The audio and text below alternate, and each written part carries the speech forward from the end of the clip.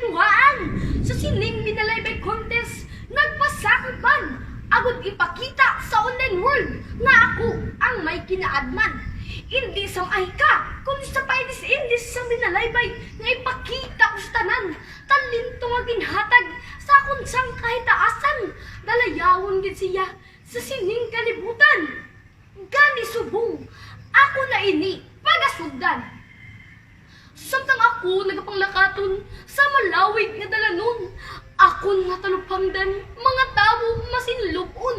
Makita sa ilalawong ang ilapag balakhuon. Ang kakulbas nagkatabo sa subong nga panahon.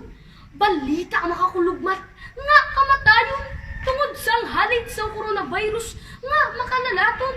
Nagalinapta na bisan diin nga nasyon. Wala pili iaygoon. Bata tigulang man o kung pamatanon. Patag-awayan sa kinaalam, dapat man nila madangat. Mga nagkakaangay kay impormasyon, dapat man nila madawat. Kung hindi ako, sino abi ang mahatag sa sabat? Kung hindi subong, san ako ini ibungat?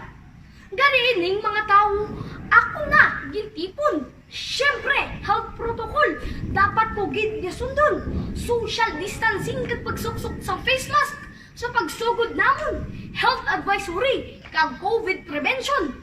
Ako na ipaalinton. Bilang isa ka pamatanon, handom ko gid nga makabulig sa iban. Gani sila, akon ginghingyo nga ako ila pamatian.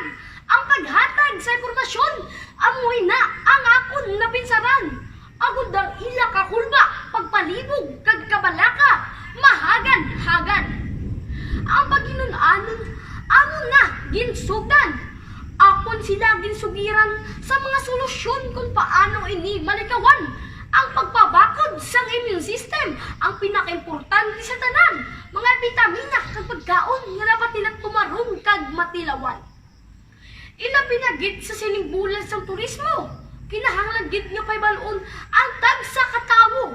Hindi lamang sa pagpasanyog sa mga matahong nga lugar diri dito. Subong man ipromote ang COVID awareness kag mga protokol sa gobyerno. Nagawa na pagkantos sa matawo nga lugar. Kung kamo nagabiyahe ang inyo alkohol ipreparar. Tandaan pirmi ang distansya sa imo pagseparar.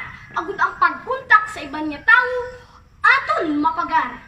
Amoy na ang pila sang akon gid tudlo sa ila. Nakita gid sa ila na nagbulos ang kasadya. Nabuhinan nila yun ang ila kabalaka. Bisan paano at least may peace of mind ang tagsa-tagsa. Hindi taman kinahanglan na magkakusang taas ng posisyon. Agad magtudlo sa mga tao sa COVID prevention. Labi na gid sa bulan sa turismo. Kita dapat ang maghugpong, paghidait, paghiliusa, kag pagpalapta sa nagkakaigo nga impormasyon.